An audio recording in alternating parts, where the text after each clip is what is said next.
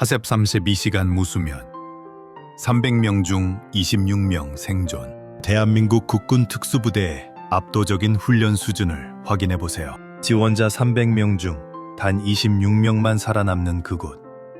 한국 특수부대의 훈련 강도는 상상을 초월합니다. 6일 동안 잠 한숨 안 재우고 바다와 산악을 오가는 지옥 훈련. 이게 끝이 아니라 입문 과정일 뿐이라는데 도대체 실전은 어느 정도일까요?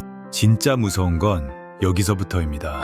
보통 사람은 하루만 잠을 못 자도 판단력이 무너지잖아요. 그런데 이 부대는 무려 132시간, 거의 6일 가까이 사람을 안 재웁니다.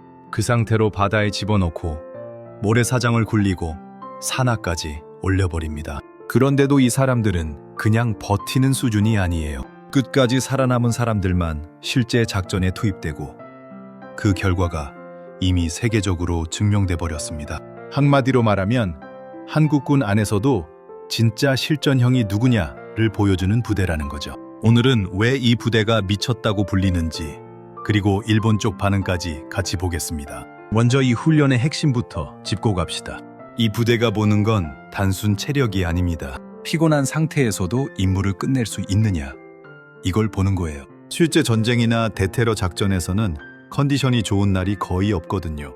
밥 못 먹고, 잠 못 자고, 몸 젖고, 손 얼고, 머리는 멍한 상태에서도 판단을 해야 합니다. 그래서 입문 훈련부터 아예 인간을 무너뜨리는 방식으로 들어갑니다. 바다에서 고무보트 들고 뛰고, 찬물에 들어갔다 나오고, 모래사장에서 뒹굴고, 다시 산악으로 이동하고, 다시 팀 단위 임무를 수행합니다. 최근에도 해군 특수전전단은 동해안과 산악 일대에서 해상 침투와 특수정찰, 설상, 전술 훈련을 이어가고 있다고 직접 공개했을 정도예요.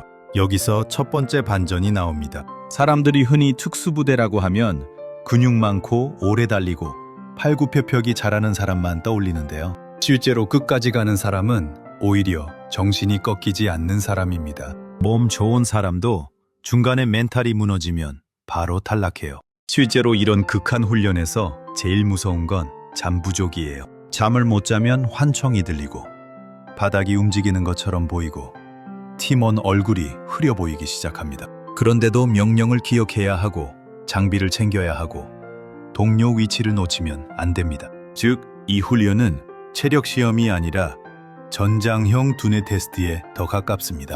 여기서 중요한 포인트 하나. 이 부대가 무서운 건 개인 영웅 플레이를 키우는 게 아니라 팀으로 살아남는 능력을 강제로 심는다는 점이에요. 혼자 잘하는 사람보다 끝까지 동료를 끌고 가는 사람이 살아남습니다. 실전에서는 혼자 멋있게 싸우는 사람이 아니라 팀 전체를 살리는 사람이 진짜 전력이거든요. 그래서 훈련 중간에 일부러 서로를 짜증나게 만드는 상황도 반복됩니다. 배고프고 춥고 졸리고 온몸이 쑤시는데 옆 사람이 실수하면 미치잖아요. 그 순간 화를 못 참고 무너지면 탈락입니다. 즉, 이 부대는 몸보다 감정 통제력을 더 잔인하게 검증합니다. 잠깐, 여기서 여러분께 질문 하나 드릴게요. 여러분은 24시간만 안 자도 예민해지시죠? 그런데 132시간 동안 잠을 못 자면서 팀 임무까지 해야 한다면 과연 버틸 수 있다고 보십니까? 댓글로 희시간도 못 버틴다, 아니면 악으로 깐다, 솔직하게 남겨보세요. 지금 바로 달아주시면 제가 다 읽어볼게요. 자, 이제 두 번째 반전으로 넘어갑니다. 많은 사람들이 훈련만 빡세고 실전은 별거 없는 거 아니냐라고 생각하는데요. 이건 한국 특수전부대 역사에서 완전히 반박된 적이 있습니다. 바로 아덴만 여명작전이죠. 2011년 소말리아 해적에게 납치된 사모 주얼리 호를 한국 청해부대가 구출한 사건입니다. 이때 투입된 핵심 전력이 바로 해군 특수전 요원들이었는데 결과는 충격적이었습니다. 피랍선원 21명을 전원 구출했고 작전 중 한국 측 특수전 요원 피해는 없었습니다. 작전은 새벽 시간대에 시작됐고 선박 내부 50여 개 구역을 장악하며 해적을 제압했습니다. 이 장면이 왜 대단하냐면요. 해안에서 벌어지는 총격전은 영화보다 훨씬 어렵습니다. 통로는 좁고 방은 많고 인질은 섞여 있고 적은 어디 숨어 있는지 모르고 총 한 발 잘못 쏘면 인질이 맞을 수도 있어요. 그런 환경에서 선원 21명을 살려냈다는 건 그냥 강한 부대 수준이 아니라 실전 완성도 높은 부대라는 뜻입니다. 쉽게 말하면 이거예요. 훈련장에서 센 척하는 부대는 많을 수 있습니다. 그런데 실전에서 결과를 남긴 부대는 숫자가 확 줄어들어요. 한국 해군 특수전이 아직도 전설처럼 회자되는 이유가 바로 이겁니다. 그런데 여기서 세 번째 반전이 터집니다. 한국인들은 이 작전을 꽤 자랑스럽게 기억하지만 의외로 일본 쪽에서는 이 사건이 시간이 지나면서 다시 재조명될 때마다 반응이 심상치 않습니다. 일본 대형 군사 커뮤니티와 야후 재팬 댓글창을 보면 아덴만 작전 관련 영상이나 기사에 생각보다 한국군 실전 능력이 높다는 반응이 쏟아지거든요. 실제로 야후 재팬에 올라온 관련 기사에는 댓글이 12,000개 넘게 달렸고 그중 가장 많이 추천받은 댓글은 이겁니다. 솔직히 한국 특수부대는 우리가 상상하는 수준을 넘는다. 아덴만 작전 하나만 봐도 알 수 있다. 이 댓글이 추천 8,000개를 넘겼어요. 두 번째 베스트 댓글은 징병제 나라라서 약하다고 봤는데 특수전 부대는 완전히 다른 얘기다. 일본도 배워야 한다 였고 추천 6,000개를 넘겼습니다. 나머지 댓글들도 분위기가 비슷해요. 한국군을 단순히 징병제로만 평가하면 안 된다. 특수전 숙련도가 일본 자위대 특수부대와 비교해도 절대 밀리지 않는다. 조용히 준비해온 나라다. 라는 반응들이 줄줄이 달렸습니다. 여기서 잠깐 짚고 넘어가야 할 부분이 있습니다. 일본에서 한국군 얘기가 나오면 늘 나오는 오해가 하나 있거든요. 징병제 국가면 병사 숙련도가 낮은 거 아니냐는 편견이에요. 그런데 특수전 부대는 일반 병력과 완전히 다른 구조로 굴러갑니다. 선발, 훈련, 탈락, 재평가가 계속 반복되는 별개의 세계예요. 비유하면 이렇습니다. 보통 군대가 조직이라면 특수전 부대는 필터입니다. 좋아 보이는 사람을 뽑는 게 아니라 끝까지 버티는 사람만 남기는 구조죠. 그래서 숫자는 작아도 전투 효율은 비정상적으로 높아지는 겁니다.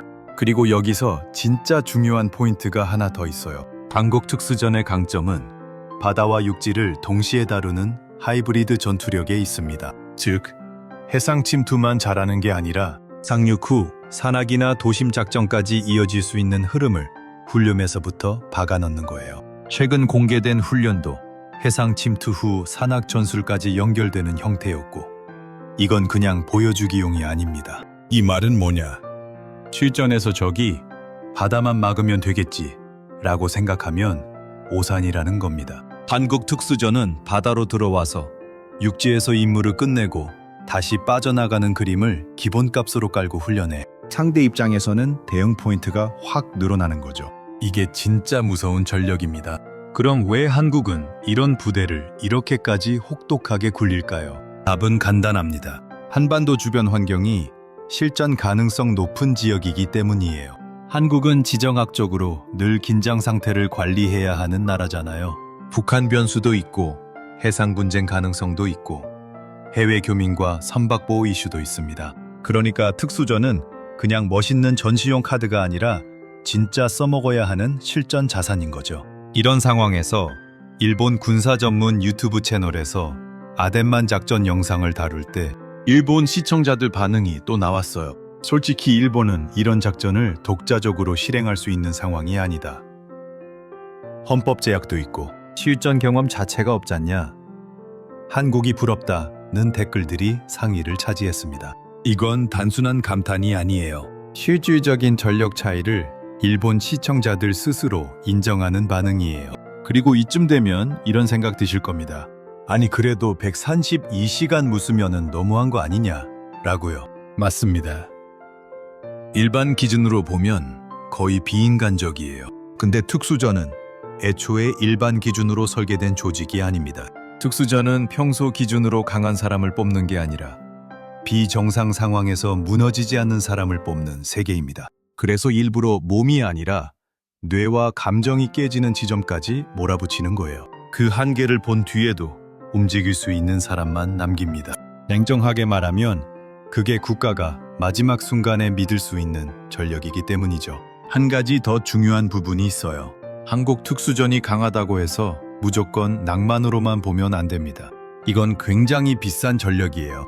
한 사람을 끝까지 키우는데 시간, 예산, 장비, 의료, 숙련, 팀워크가 엄청나게 들어가거든요. 즉, 특수전 요원 1명은 단순히 강한 병사 1명이 아니라 국가가 수년간 투자한 고급 자산입니다. 그래서 실전 투입도 신중하고 훈련도 잔인하게 설계될 수밖에 없어요. 아무나 집어넣고 굴리는 구조가 아니라 살아남은 소수에게만 국가급 리소스를 몰아주는 구조죠.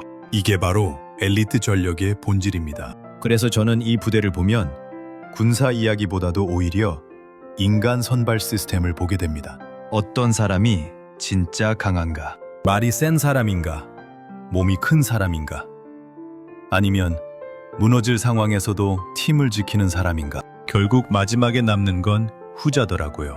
그리고 이건 군대 밖에서도 그대로 통합니다. 사업이든 투자든 인간관계든 대부분 사람은 컨디션 좋을 때는 다 잘해요. 진짜 차이는 잠 못 자고 손해보고 흔들리고 외로울 때도 기준을 유지하는 사람에게서 벌어집니다. 특수전 후연이 우리한테 주는 메시지가 사실 그거예요.